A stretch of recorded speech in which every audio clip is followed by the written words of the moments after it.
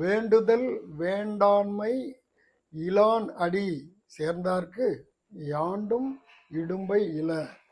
அப்படின்னா இது தனக்கு எந்த எதையும் அடைய முடியாத எதுவும் இல்லை, இதுவரைக்கும் அடையக்கூடியது எதுவும் இல்லை, இனிமேல் அடைய வேண்டியது எதுவும் இல்லை.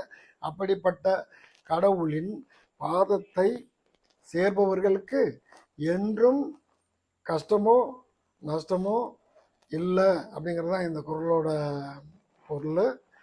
இப்போ நம்ம ஒரு குவிஸ் கொடுக்க போகிறோம். இந்த குவிஸ்க்கான ஆன்சர் அடுத்த வீடியோவில் கடைசியில் வீடியோ எண்டில் நம்ம கொடுப்போம்.